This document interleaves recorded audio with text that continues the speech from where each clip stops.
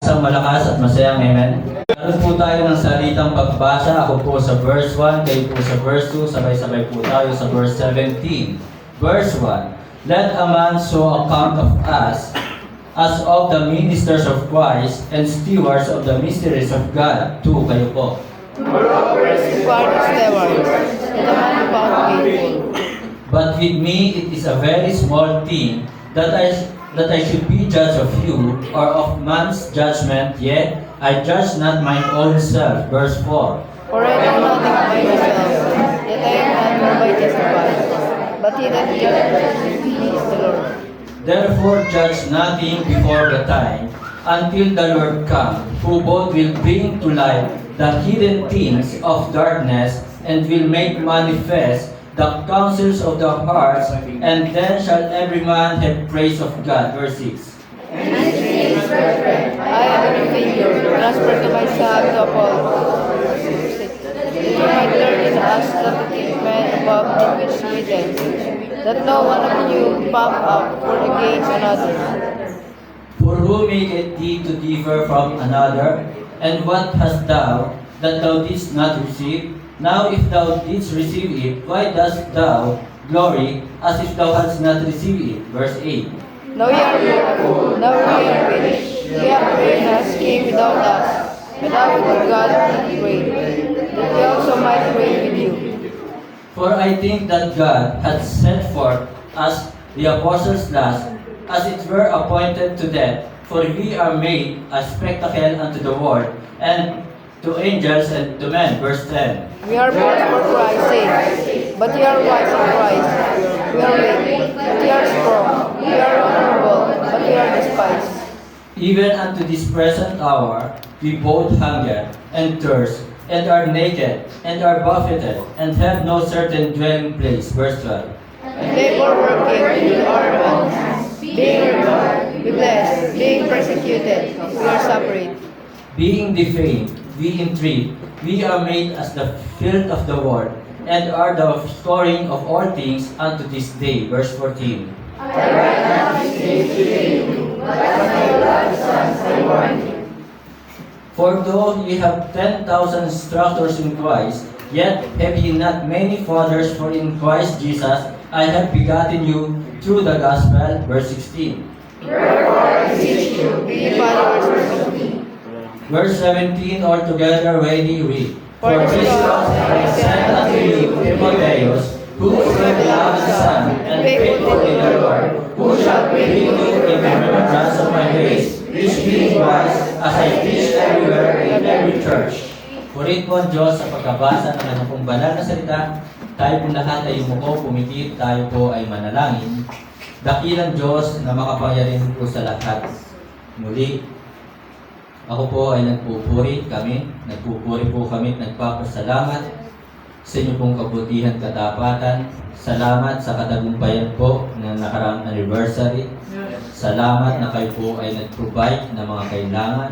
Naglagay po kayo ng mga kapatiran o mga tao dito sa inyo pong gawain na inyo pong talagang ginagamit para sa inyo pong kaluwalhatian. At bago po ang lahat, patawad po kami sa aming pong pagkukulang, mga kasalanang nagagawa lamang sa iyo. Lahat ng aming kasalanan ay inyo pong nalalaman. Wala kaming may tatago, sapagkat ikaw ang aming Diyos na makapangyarihan. Banal na Espiritu, patawad po. Salamat sa kapatawaran ng aming mga kasalanan. Salamat sa mga biyaya, mga pagpapala na patuloy mo pong pinagkakalob sa amin, na kahit kami ay nagkukulang, nagkakamali, nagkakasala, handa po kayo magpatawad sa amin at handa niyo pa rin ibigay sa amin. Hindi mo po kailanman pinabayaan ang iyong mga anak at tunay na iyong pong mga salita ay tapat. Salamat po sa umagang ito na muli makapag-aral kami ng inyong pong banal na salita. Dalangin ko po sa umagang ito ang inyong pong pagkilos sa paggawa sa aming kalagitnaan. Banal na Espiritu, kayo po siya mangusap sa puso ng bawat isa. Nawa, hamunin mo po, Ama, ang bawat isa, ang lahat ng mga mananampalataya na patuloy na maging tapat. Ilagay mo po sa aming pong puso na kami po ay maglingkod sa iyo na may katapatan at pusong nagmamahal. Muli, aking dalangin sa umagang ito, itago mo po ako sa inyong likuran sapagkat tunay, wala po akong magagawa kung wala po kayo sa akin. Maraming salamat po, Ama, sa mga biyaya at dalangin din po namin patuloy na kapayapaan sa Jerusalem, kaligtasan po ng mga taga-Israel. Ito po yung aming dalangin sa pangalan po ng aming Panginoong Jesus. Amen. Pwede na po mga po. Isang mapagpalang umaga po sa ating lahat. Ang title po ng mensahe this morning, sabi po ng verse 17, "For this cause have I sent unto you Timotheus, who is my beloved son and faithful in the Lord." Timothy, faithful in the Lord. Ito po yung title ng mensahe this morning na talagang napakasarap pakinggan kung sasabihin sa atin ng ating mga kapatiran na tayo isang tapat na lingkod ng ating Panginoong Sus. Napakasarap pakinggan. At sana mga kapatid, mga minamahal, kung tayo po ay tumanggap kay Kristo bilang ating Panginoon at tagapagligtas, kung tinanggap natin siya sa ating puso mga kapatid, sana yung katangian ng kapatiding tapat ay makita po sa atin. Amen po ba? Isang nakakalungkot pong isipin na sa ating panahon, mga kapatid, mga minamahal, marami na po ang hindi nagiging tapat. At ang iba po ay para bagang wala silang nais o wala silang desire sa puso nila na magtapat sa ating Panginoon. Amen po ba? So, marami sa mga empleyado ngayon or marami mga tao ngayon naghahanap ng trabaho. Pero sa kanilang paghanap ng trabaho, iniisip ba nila, sinasabi ba nila sa kanilang sarili na kung ako ay tatanggapin ang kumpanyang ito, ay pipiliin ko, sisikapin ko na ako'y maging tapat? Meron ba ang ganong empleyado? Parang wala. Di ba? Na meron ba ang nag-apply na isang empleyado o mag-a-apply pa lamang sa isang company at sasabihin niya, dito sa company nito, ako'y magtatapat. So mga kapatid, mga minamahal, ito yung isang katangian ng mga tao ngayon na napapaliwala na. Isang katangian ngayon ng mga tao na dapat makita sa atin, pero ito yung nakakalimutan na. Amen po ba? So maraming Kristiyano ngayon, walang pagtatanong or wala silang desire sa puso nila na sila ay maging tapat. Masasabi pa ka nating tapat ang isang Kristiyano kung siya'y wala sa bahay sambahan kapag araw ng linggo? Masasabi ba nating tapat ang isang Kristiyano kung siya naman ay hindi nag-aakay ng kaluluwa? Masasabi ba nating tapat ang isang Kristiyano kung siya naman ay malungkot na nagbibigay? Masasabi ba nating tapat ang isang Kristiyano na siya'y nasa loob ng bahay sambahan napakalungkot? Diba?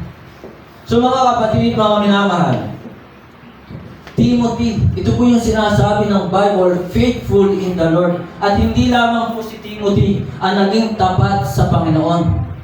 So, nandyan po si na Prophet Daniel, nandyan po si na Job, si na Abraham, sila po ay mga naging tapat sa ating Diyos. So mga kapatid, mga minamahal, malinaw na nais ng Diyos sa atin na tayo po ay maging tapat. Sapagkat si Kristo ipinakita sa atin ang pagiging tapat. Amen po ba? Amen. So mga kapatid, sana bago bumalik ang ating Panginoong Jesus, sana bago tayo humarap kay Kristo, sana'y makita sa atin at sabihin sa atin na tayo ay tapat. At sabihin sa atin, well done, thou good and faithful servant. Amen. Kaya ngayong umaga, tanungin po natin ang ating sarili. Ako ba ay nagiging tapat sa Panginoon? Tanungin po natin.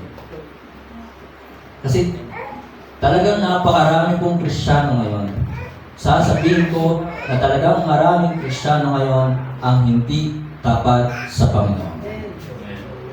Ilan na nabaptize dito sa mataas na kahoy? Ilan? Pero nasaan sila? Amen po ba? Nasaan sila? So sa level, anak baptize sa leveling, nasa more than 600. Pero nasaan sila? Sa Rosilio. Ilan na rin ang nabaptize doon? They are almost 17 years.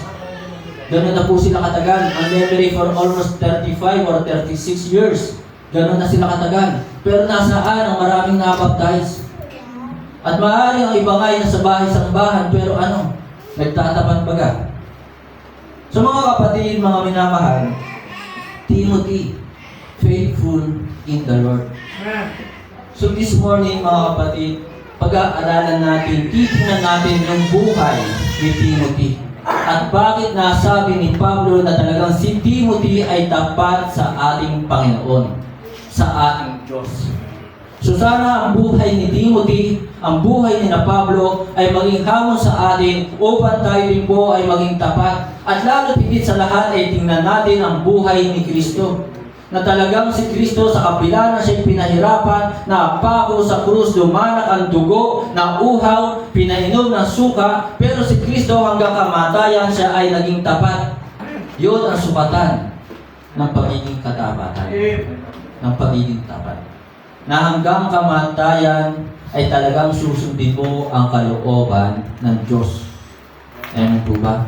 Katulad ng mga narinig ninyo sa ating mga speaker, kasi mayroon talagang ibang Kristiyano, nung simula talagang napakasigasig. Diba? Nung simula ay talagang laging nagbabasa ng Bible, nagbibigay, nagpe-pray, sumasamba every Sunday, nandito sa bahay-sambahan. Pero after a year, nasa na sila? Yung ba masasabi ba natin tapat na after a year, 1 year lang ay naglingkod and then wala na? So hindi natin masasabing tapat ang gano'n. Amen po ba? So this morning mga kapatid, mga minamahal, tingnan po muna natin ang buhay ni Timothy, kung ano ba ang ginawa niya para sa Panginoon. Kasi ang ibang Kristiyano, sinasabi nilang Christian sila, sinasabi nilang anak sila ng Diyos, mananampalataya sila, pero walang ginagawa para kay Kristo. 2 Corinthians chapter 1, verse 19. Tingnan po natin. Ano ang ginawa ni Timothy at bakit nasabi ni Pablo na siya ay tapat sa ating Panginoong Hesus? 2 Corinthians chapter 1, verse 19. So, nandiyan na po ba kayo? Say amen? Amen. So, ang sabi po dito mga kapatid, mga minamahal, 2 Corinthians chapter 1, verse 19, For the Son of God, Jesus Christ, who was preached among you by us, even by me and Silvanus and Timotheus, was not yea and nay, but in him was yea. So mga kapatid, mga minamahal, bakit nasabing si Timothy ay tapat? He preached Christ. Timothy preached Christ. Tanungin natin this morning ang ating sarili. Meron na ba tayo napagsabihan ng kaligtasan? Meron na ba tayo napagbahaginan ng salita ng Diyos? Naibahagi ba natin sa ating kapwa si Kristo? So yun po yung ginawa ni Timothy. Bakit nasabi talaga ni Pablo na si Timothy ay tapat sa Panginoong Yesus? Ipinangaral ni Timothy na si Kristo lamang ang tanging Diyos at tagapagligtas, Panginoong tagapagligtas. Wala nang iba. So yung puro kanilang pangangaral. Itinuturo na tanging si Kristo lamang ang daan patungo sa langit. Ang kaligtasan ay sa pamamagitan ng pananampalataya, hindi sa gawa, hindi sa reliyon.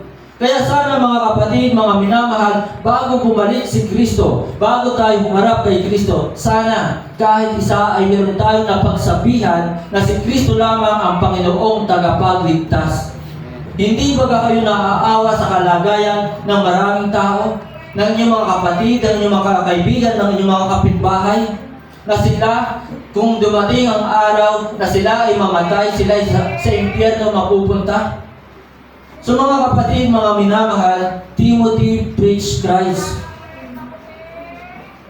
So sa ating pong pangangaral, sa ating pagbabahagi ng salita ng Diyos, at huwag na huwag nating sasabihin, ako, aywan ko kung narinig nyo sa akin. Pero ito yung isang bagay na ayaw kong sabihin. Ito yung isang bagay na ayaw kong gawin. Nasasabihin ko na kung hindi dahil sa akin, wala kayo. That's wrong. Pagyayabang yan. Pagmamataas yan. Hindi ko kailanman sasabihin na kung hindi dahil sa akin, wala kayo. Kung hindi dahil sa akin, hindi kayo matututo ng soul winning. Kung hindi dahil sa akin, hindi kayo magiging tapat. That's wrong. Ako'y sugo lang dito. Ako'y sinugo lamang ng Diyos. Tinawag lamang ng Panginoon. Kaya mga kapatid, mga minamahal, yan yung isang bagay na ayaw mong sabihin. Na kung hindi dahil sa akin, wala kayo. Mali po yun. Wala tayo dito kung wala si Kristo. Lahat nandito tayo dahil kay Kristo. Amen po ba? So mga kapatid, sana lang naman mayroon tayong nabahagina ng kaligtasan. Maawa tayo doon sa mga taong mapapahamak sa impyerno. Ang daming false religion, ang daming false prophet, ang daming false teacher na nagtuturo ng mali. Itinuturo na ang kaligtasan ng katiyakan ng langit ay sa pamamagitan ng gawa. Mali. Walang gawa ang nakakapagligtas. Walang relihiyon ang makakapagligtas. Hindi pag-aalit sa relihiyon. Tanging pananampalataya kay Kristo ang makakapagligtas sa atin. Ito ang tinuturo ng Bible. Wala nang iba. For by grace are ye saved through faith, and that not of yourself, it is the gift of God. So upang masabi na tayo tapat, preach Christ. Ibahagi natin si Kristo bilang Panginoon at tagapagligtas. Sapagkat tunay we are in the last days. Nasa mga huling araw na tayo. Ang daming mga bulaang propeta na nagtuturo basta yung mabait. Walang masama sa pagiging mabait. Pero kailanman ang pagiging mabait ay hindi nakakapagligtas. Amen po ba?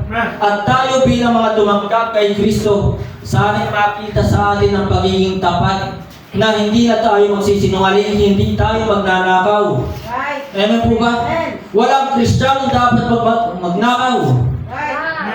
Nakakalungkot. Mayroong mga Kristiyano, hindi tapat, nagsisinungaling, nagnanakaw. Ang pagkuha ng mga bagay na hindi sa iyo at ang pakikialam ng bagay na hindi sa iyo ay hindi maganda.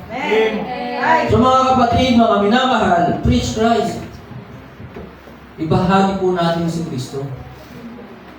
Yun po yung isa sa dahilan bakit nasabi ni Pablo, si Timothy ay tapat. Alam po ba? So ibahagi natin si Kristo bilang Panginoon at tagapagligtas. Ang sabi po ng Bible sa John 3:17, tingnan po natin, John 3:17.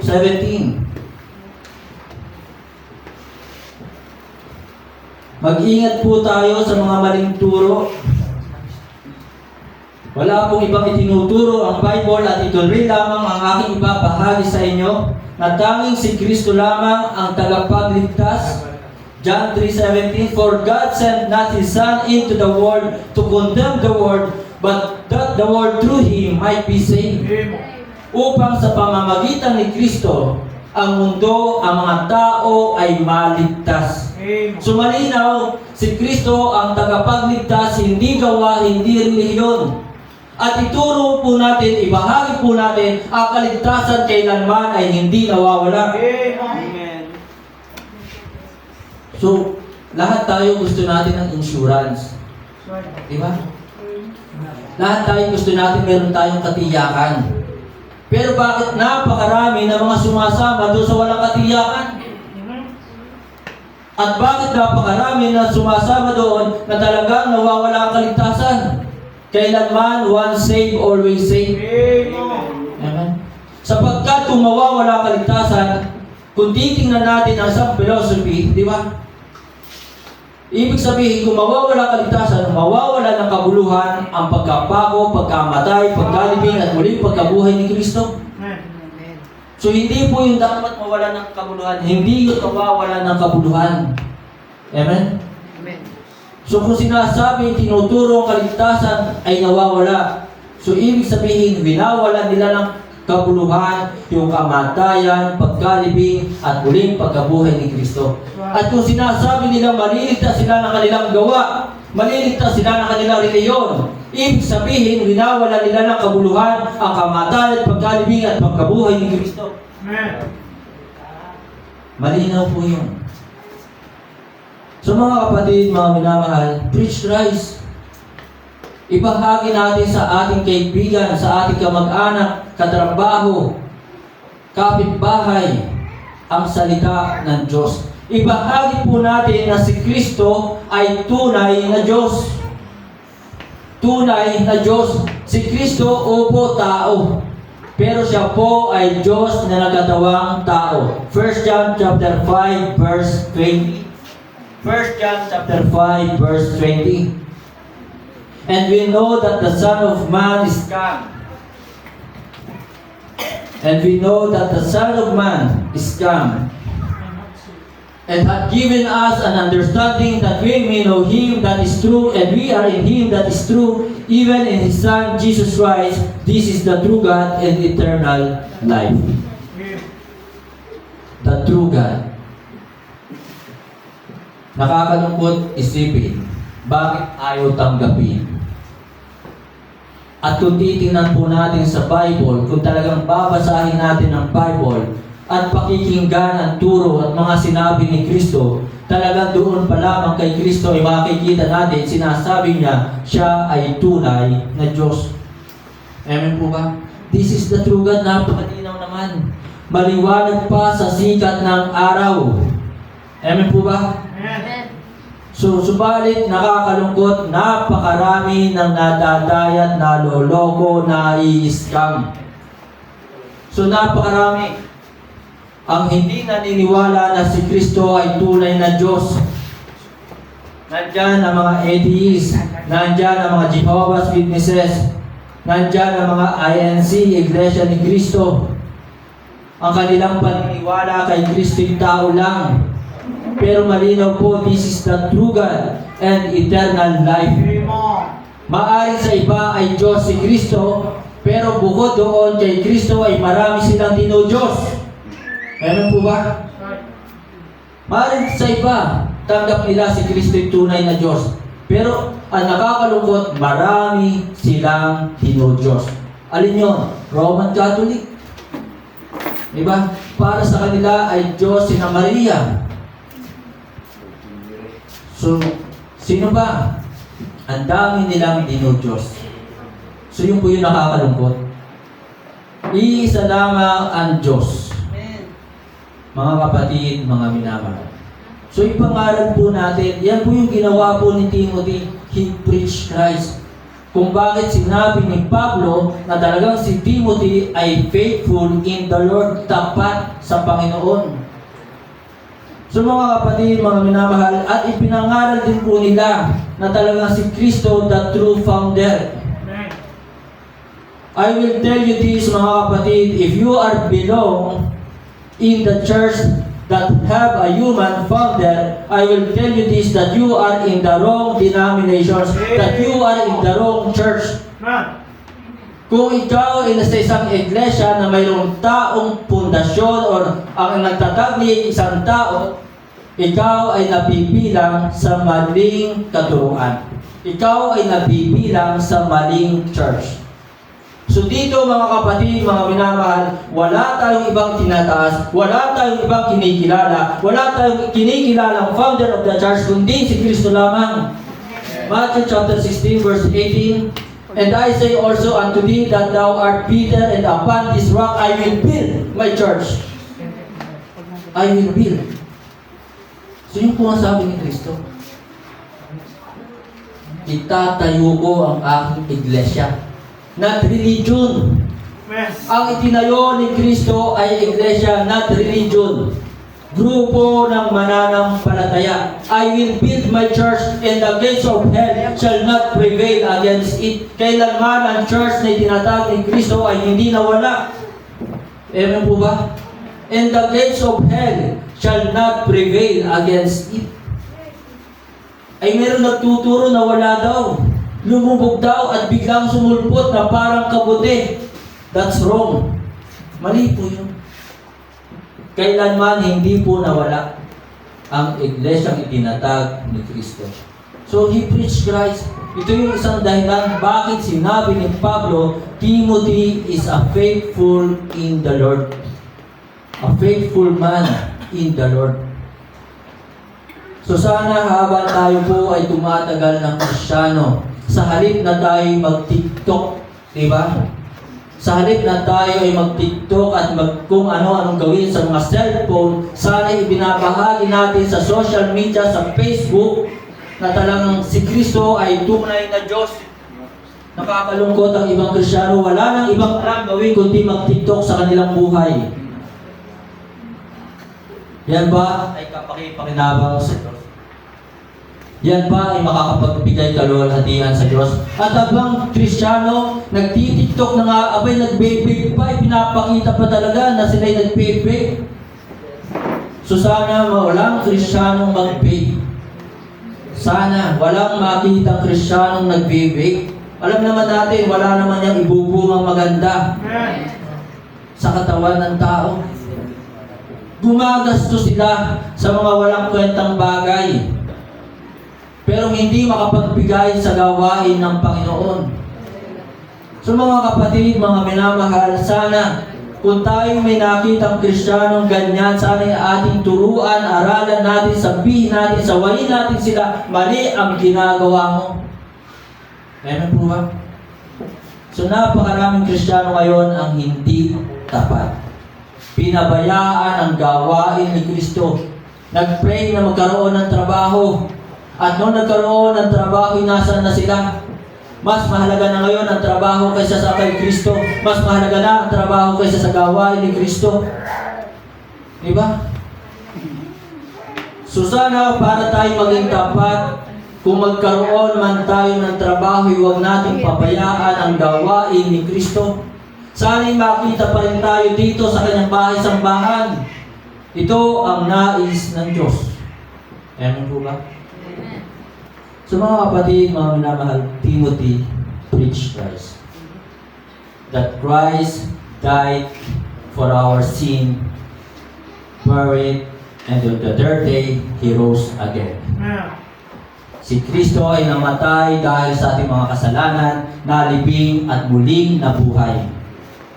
Kaya hindi natin siya dapat palitan as founder of the church. At tanging Baptist Church po lamang ang connected doon sa church na itinatag ni Kristo doon sa Jerusalem. Tandaan, ang church ay nagsimula sa Jerusalem noong panahon ni Kristo. Hindi panahon ni na Ellen G. White. Amen po ba? Hindi panahon ni na Joseph Smith, kundi panahon ni Jesus Christ doon sa Jerusalem. At ang Baptist Church doon po nagsimula. Amen? Pangalawa, ang sabi po ng 1 Corinthians chapter 16, verse 10 and 14.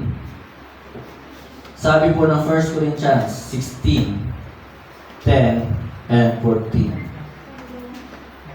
Ano po ang makikita po natin? Nandiyan na ba kayo sa Amen? Verse 10. 1 Corinthians chapter 16, verse 10. Now, if Timotheus come, see that he may be with you without fear, for he worketh the work of the Lord, as I also do. For he worketh the work of the Lord. So mga kapatid, mga minamahal, makikita natin sa buhay ni Timothy, lagi siyang kasama ni Pablo. Amen po ba? Si Timothy ay sinugo ni Pablo sa Corinth. Si Timothy ay sinugo ni Pablo sa Macedonia. Si Timothy ay sinugo ni Pablo sa Thessalonica upang ipangaral si Kristo. Si Timothy ay laging nasa gawain ng Diyos. Amen po ba? So ito po yung dahilan bakit sinasabi ni Pablo na si Timothy ay talagang tapat sa Panginoon. Ang buhay ni Timothy, mga kapatid, mga minamahal, ay laging laan para sa gawain ni Kristo. Amen? Laging laan. So si Timothy ay hindi naglako. Si Timothy ay hindi nagnegosyo. Wala kayong mababasa sa Bible na si Timothy ay naging tent maker. Wala kayong mababasa sa Bible na si Timothy ay naging fish dealer. Ako ay fish dealer muna bago ako naging mananampalataya. Yung po ang trabaho dati. Nakakarating ako ng Lucena, ng Malabon, ng Cavite, Mindoro, dahil ako po ay dating fish dealer. Amen po ba? So, pero si Timothy, mga kapatid, mga minamahal, he performed the will of God. Ginawa ni Timothy ang kalooban ng Diyos ni Kristo. Hindi yung kanyang sariling kagustuhan. Hindi ang kanyang sariling kagustuhan. He performed the will of God. Maraming Kristiyano ngayon, hindi ginaganap, hindi ginagawa ang kalooban ng Diyos. Gusto ko ito, pupunta ako dito. Gusto kong pumunta ng Boracay, gusto kong pumunta ng Baguio, gusto kong pumunta ng SM. Okay lang, kahit wala ako sa bahay-sambahan, okay lang. So yun po ang ibang Kristiyano. Di ba? Yun ang ibang Kristiyano. Ginagawa ang sariling kagustuhan, hindi kalooban ng Diyos. Pero sa buhay ni Timothy nandoon, lagi siyang kasama ni Pablo at ang ginagawa ay ang kalooban ni Kristo. He performed the will of God. Maraming Kristiyano ngayon, hirap gawin ang kalooban ni Kristo. Hirap sa kanila ang sumamba. Diba? Napakalapit ang bahay-sambahan, pero hindi makapunta. Pero nakakapunta sila ng mga San Juan, nakakapunta sila ng mga Matabungkay, nakakapunta sila sa Robinson, sa Lipa, di ba? Pero sa bahay-sambahan, napakalapit. Pero hindi nila magawang sumunod o gawin ang kalooban ng Diyos. Mas gusto nila, mas pinipili nila na sila ay magastusan. Amen po ba? Mas yun ang pinipili nila, yun ang gusto nila. Sila ay magastusan doon sa SM. Maraming sales. Sabi nga ng ating isang speaker, ang Kristiyano mahilig sa sales. Diba? Mahilig sa sales. Aminado naman ako, mahilig din naman ako sa sales. Kung may sales ko kayo, dito na ako sa sales, diba? Pero huwag sanang Sunday. Huwag sanang Sunday. Mayroon namang ibang araw. Diba? Mayroon pong ibang araw para pumunta ng SM, mayroon pong ibang araw para pumunta ng Robinson, mayroon pong ibang araw para pumunta ng Palengke. So sana yung araw na para sa Panginoon upang masabi tayong dapat ay huwag nating agawin sa Panginoon. Amen po ba? So he performed the will of God. Maraming Kristiyano ngayon hindi magawa, hindi maganap ang kalooban ng Diyos. Magbigay hirap.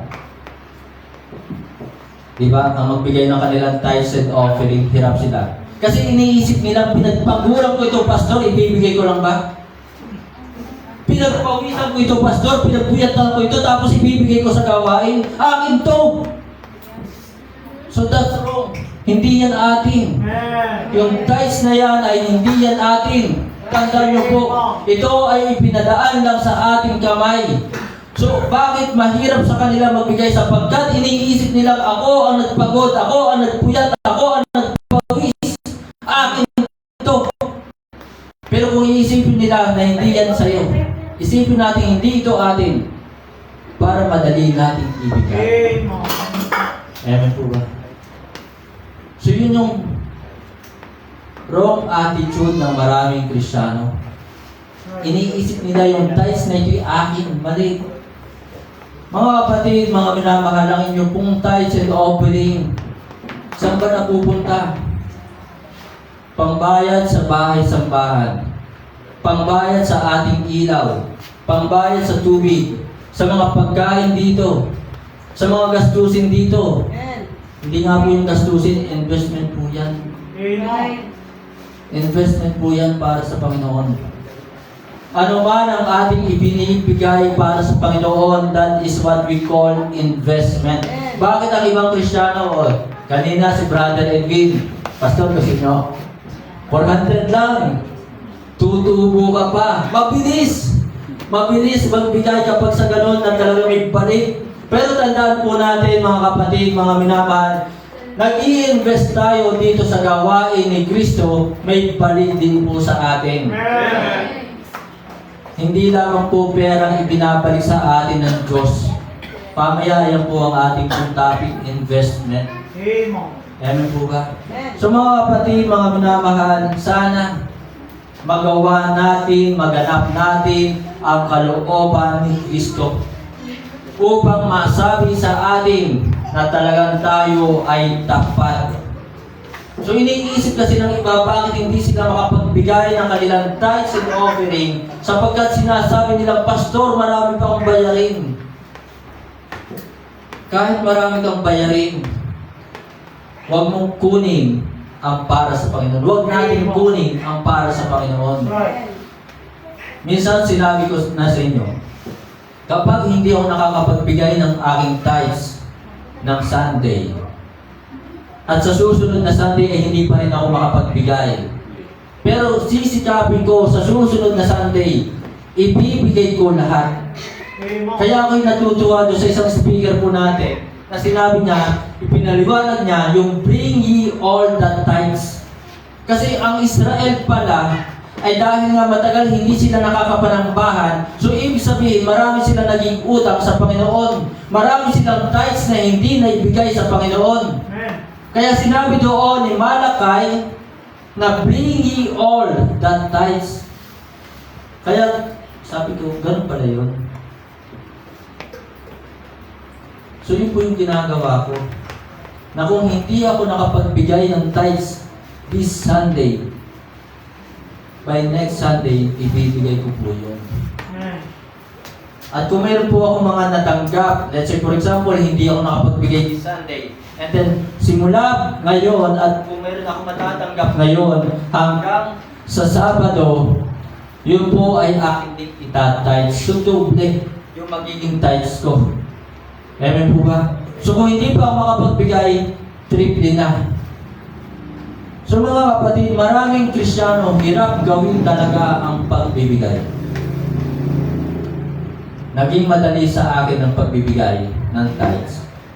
Sapagkat ang ipinakita sa akin ng Panginoon, sinabi ng Panginoon, ano ba ang ibinigay sa iyo ni Kristo? Ano? Tatanungin ko po kayo, ano ang ibinigay sa atin ni Kristo? Kaligtasan. Kaya mo bang bayaran? Kaya mo bang gantihan?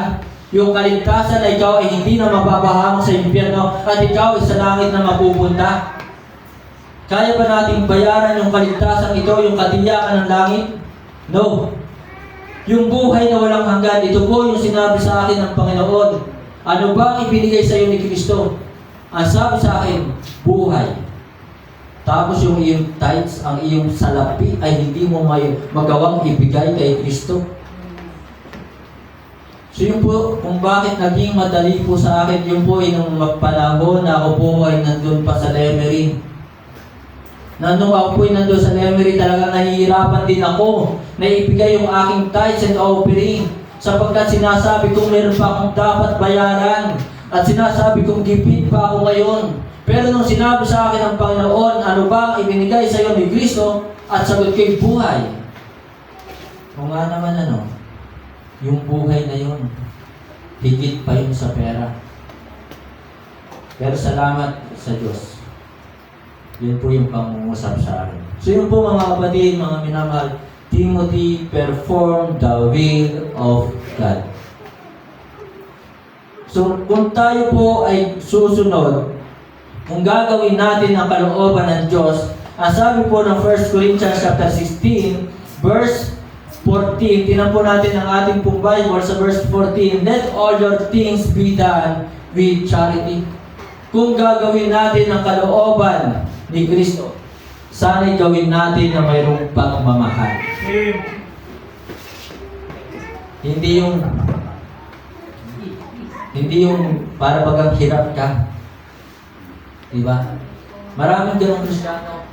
Pagpunta sa bahay-sambahan, hirap pa. Nahihirapan sila. Napipilitan pa sila. Maraming ganong Kristiyano. So sana kung gagawin natin ang kalooban ng Diyos, let us perform the will of God with charity. Na mayroong pag-ibig. Ay bakit ka sa pagbabasketball nila? Dahil mahilig ninyo, dahil mahal ninyo ang pagbabasketball, ay kahit pagpawisan. Diba? Kahit pagpawisan, kahit nga mabalian pa. Diba? So mga kapatid, mga minamahal, nung ako po ay tinuruan ni Pastor Sosa na magdamit ng maayos, ay talagang sinunod ko po yung sinabi, yung payo ni Pastor Sosa, na talagang every time na ako'y pupunta ng bahay-sambahan, talagang ako po ay nakapormal, na kahit ako ay pawisan, masunod ko lamang ang kalooban ni Kristo. Magawa ko lamang ang kalooban ni Kristo, ay kahit ako'y pawisan. Amen po ba? At ako nga nung ako po'y bago pa lamang sa Lemery, isa lamang ang suot ko maghapon. Tapos ako'y nakatingin doon sa mga kapatiran doon na sila'y nakakapagpalit ng kanilang damit. Iba yung suot sa umaga, iba yung suot sa hapon, pero ako, kahit isa lang, masunod ko lamang ang kalooban ni Kristo. Magawa ko lamang ang kalooban ni Kristo kahit ako'y pawisan. So mga kapatid, mga minamahal, ito'y para kay Kristo. Ito'y pagtitiis para kay Kristo. So sana'y gawin natin na mayroon pong pagmamahal.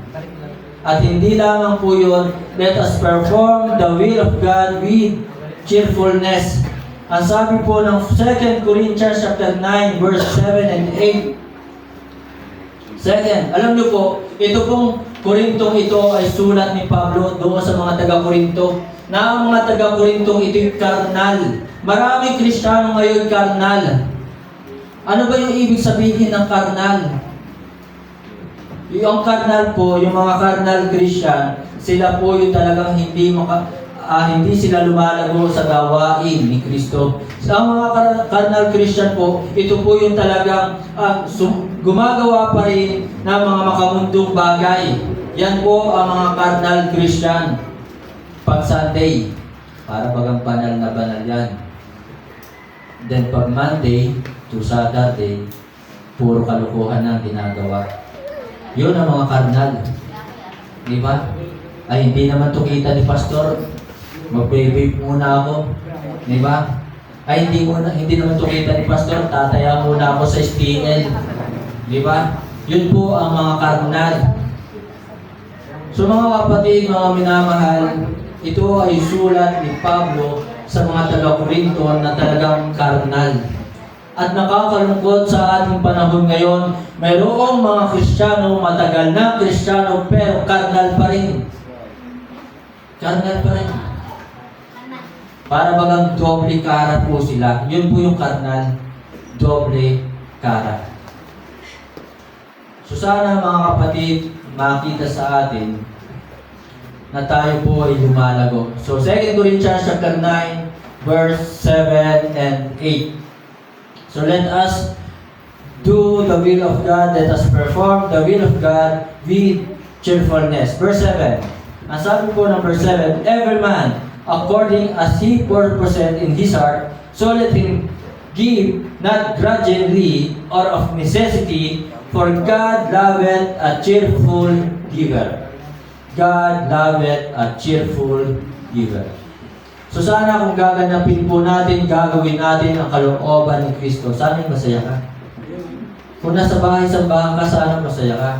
Kung nagbabasa ka ng Bible, nakikinig ka ng salita ng Diyos, sana masaya ka. Ay, meron mga nakasimangot. Diba? Meron mga nakasimangot. Hindi yata natutuwa.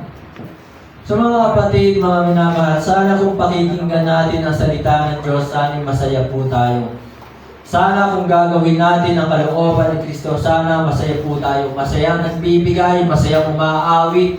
Diba? Kaya nga si Brother Luis lagi sinasabi, smile naman kayo, ngumiti naman kayo. Bakit ang lungkot ninyo? Wala tayo sa patay. Diba? Kasi ang nais ng Diyos kung tayo aawit sa Panginoon, dapat masaya.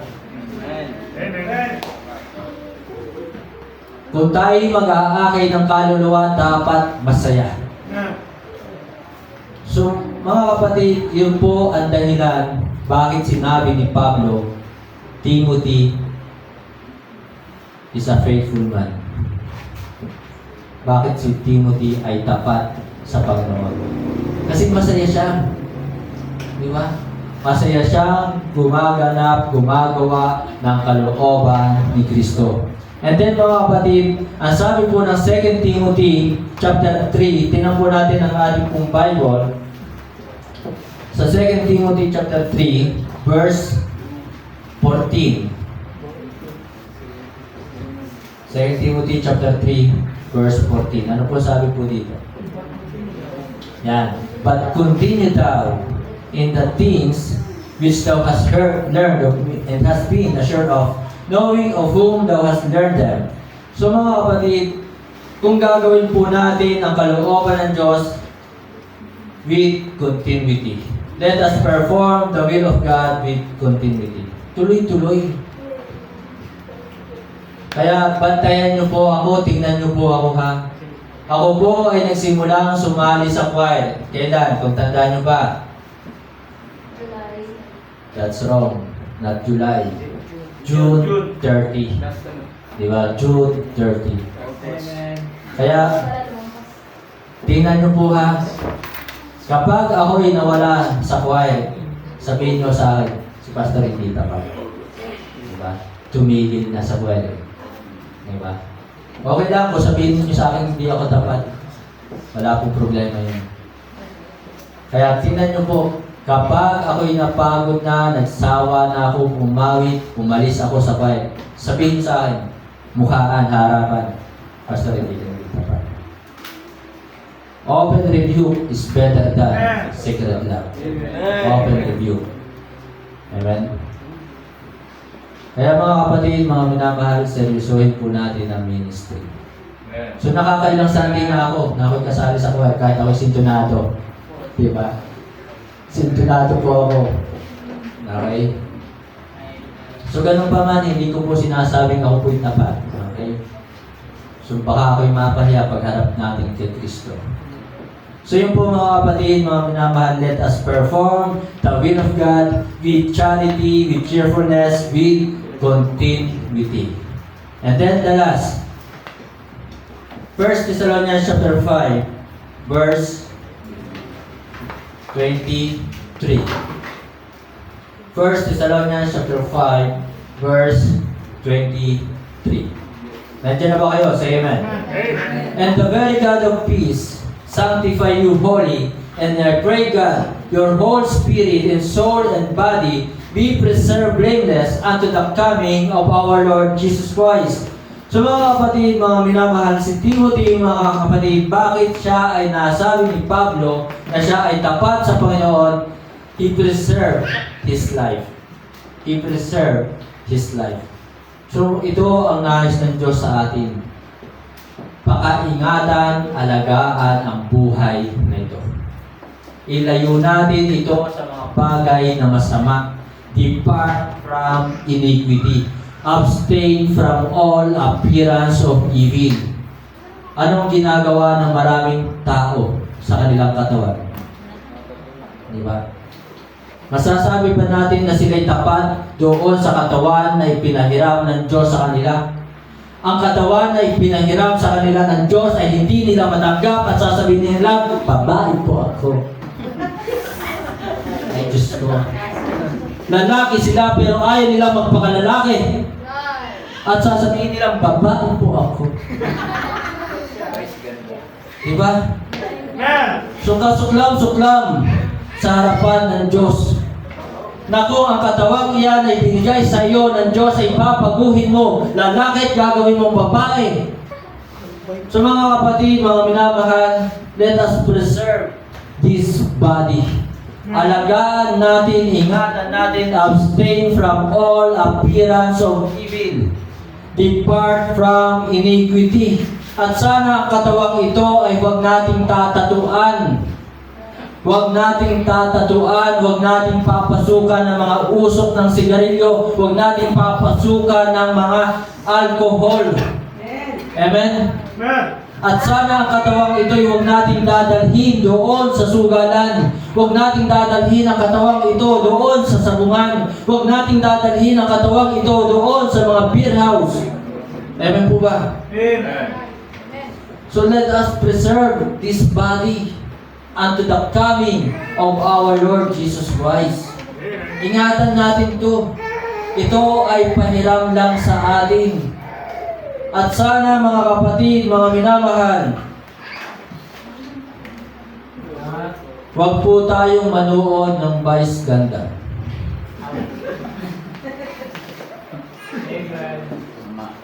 Di ba? Yung ginagawa ni vice ganda, ginagawa niya, pambihira naman kayo.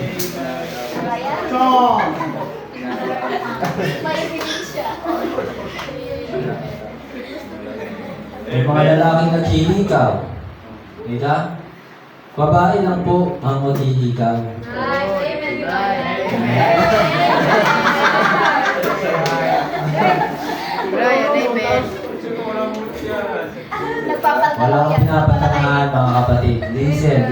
Wala akong pinapatawanan. Ito ay para sa lahat. Open rebuke is better than secret love. So let us preserve this body. So saan mo ginagamit ang katawang ito? Ang iyong mga daliri, saan mo ginagamit? Diba? Kita nyo ba to? Ang iyong mga daliri, saan mo ginagamit yan? Saan mas mahaba ang inyong oras? Sa cellphone? Anong ginagawa ninyo sa inyong mga mata? Diba?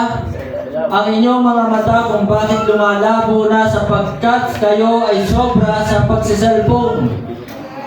Kaya maraming mga kabataan ngayon, bata pa'y malabo na ang mata. Amen po ba? So ito po ay pahiramdam sa atin ang matang ito, kaya sana gamitin natin for the glory of the Lord. Isang malaking hamon sa akin, yung nakita ko o napakinggan ko doon sa San Pascual, kina Pastor Larry Lumanglas na nag-preach sa isang bulag na pastor. Bulag. Pero kahit siya'y bulag ay nandoon ang desire, nandoon ang kanyang pagnanais na talagang siya'y makapag-preach pa rin. Hindi naging hadlang sa kanya ang makapag-aral ng salita ng Diyos. Pero sa ating mga normal, sa ating na mga nakakakita, ay nakahadlangan yung pag-aaral ng salita ng Diyos. Pero doon sa isang taong bulag, hindi nahadlangan ang pag-aaral ng salita ng Diyos. Kung gusto ay may paraan, kung ayaw ay may dahilan. Mga kapatid, mga minamahal, mayroong pinapagawa sa atin si Kristo. At minsan sa ating pambuhay, halimbawa, kung tayo po ay mayroong isang bagay na ipapagawa sa atin, makinig po kayo ha, kung mayroong isang bagay na ipapagawa sa atin, pilitin nating magawa. Amen. Hindi yung kapag para baga hindi ginagamit minsan ng utak, agad sasabihin, Pastor, wala. Hindi ko kaya. Agad ganun ang isang tao, di ba? Yung mga tao, agad sasabihin, hindi ko kaya. Pero gamitin ang utak. May paraan para magawa. Ito po yung nagustuhan ko po nung ako po ay high school, na talagang sabihin na natin ginagawa ko po hanggang ngayon. Kami po ay mga moxie or tribo kami. Kapag kami inutusan ng aming officer, talagang hindi kami papalit nang wala kaming dala. So ibig sabihin, ang ibig ko lang po sabihin, mayroon pong paraan para magawa natin yung isang bagay. Kasi yung iba, sumusuko agad, hindi nag-iisip. So gamitin ang utak, di ba? Para magawa ang isang bagay na ipinapagawa sa atin. So si Kristo ang ating Diyos ay meron ding pinapagawa sa atin. Hindi tayo pwedeng magdahilang hindi ko kaya. Di ba? Kompleto tayo. May kamay, may paa, may utak. Ang tanong, ginagamit ba ga? Hindi yan. Ginagamit ba ga ang utak? Nakapatong lang. So gamitin. Normal tayo. Hamon sa ating lahat na tayo ay normal, nakakakita tayo, nakakadinig tayo, nakakapagsalita tayo. Tapos ang isang bagay na kaya naman natin gawin ay hindi natin magawa. Diba? At ang dami nating alibay, ang dami nating excuses. So mga kapatid, mga minamahal, let us preserve this body, this life, unto the coming of the Lord. So mga kapatid, mga minamahal, sa pagtatapos po, inaasahan po sa atin, sabi po ng 1 Corinthians chapter 4, verse 2, moreover, it is required in stewards that a man be found faithful. So inaasahan sa atin bilang tayo mga tumanggap kay Kristo na tayo po ay maging tapat. So napag-aralan po natin ngayong umaga yung ilang mga bagay para tayo po ay maging tapat sa Diyos. At kung titingnan po natin ang James chapter 4 verse 6. Balikan po natin. Tingnan po natin ang James chapter 4 verse 6. Ito rin po ang isang bagay or ilan sa mga bagay para tayo po ay maging tapat sa Diyos kay Kristo. James chapter 4 verse 6. But he giveth more grace, wherefore he saith, God resisteth the proud, but giveth grace unto the humble. So mga kapatid, be humble upang tayo po'y maging tapat sa Diyos, kay Kristo. Ayaw ng Diyos yung mayabang. Amen. Kaya nga po isang bagay ang ayaw kong sabihin. Ayaw kong sabihin na kung hindi dahil sa akin, si Edwin ay wala dito. Ayaw kong sabihin mo. Ayaw, at hindi ko sasabihin na kung hindi dahil sa akin si Edwin ay hindi magagamit sa Panginoon. Ang dapat nating sabihin mga kapatid, mga minamahal, salamat sa Diyos na tayo nagagamit sa ministry. Amen. Salamat sa Diyos na tayo ay ginamit para mabago ang buhay ng isang tao. Ayaw ng Diyos, sabi po doon, God resisted the proud. Diba? So tinatanggihan ng Diyos ang taong mayabang. So huwag nating sasabihin na kung hindi dahil sa akin, di ba, ay hindi magiging maganda ang buhay ni Brian. Huwag nating sasabihin, kapatid, na kung hindi dahil sa akin, ay hindi matututo si Brother Edwin ng soul winning. That's wrong. Huwag nating sabihin po yun. Privilege po yun ng Panginoon. Ako ay natutuwa at nagpapasalamat na lamang talaga kung talagang si Brother Edwin ay makakapag-akay ng kaluluwa. Isang pasasalamat ko po yun sa Diyos. Pero kailan ba na hindi ko sasabihin, Brother Edwin, hindi dahil sa hindi ka matututo. Ayan. Huwag po natin sabihin. So be humble. Be holy. So sa buhay po ni Timothy, siya po ay talagang namuhay na may kapanalan kay Kristo. Lumayo siya sa mga bagay na masama. And then the last, upang masabi po tayo tapat sa Panginoon, be helpful. Maging matulungin po tayo sa ministry ni Kristo. Nakakalungkot, maraming Kristiyano hindi nagagamit sa gawain ni Kristo. This is our purpose. Last, Ephesians chapter 4. Tingnan po natin ang ating pong Bible. Ephesians chapter 4 verse 12. This is our purpose. Kaya sana lahat ng Kristiyano, lahat ng mananampalataya, mag-isip kung paano makakatulong sa gawain ni Kristo. Ang sabi po ng Ephesians chapter 4 verse 12, for the perfecting of the saints, for the work of the ministry. For the work of the ministry. Kaya sana mga kapatid, mga minamahal, be helpful. Tulungan po natin ang gawain ni Kristo. Ito po ay sa Diyos, hindi sa amin. To God be the glory. Tayo po'y tumayo.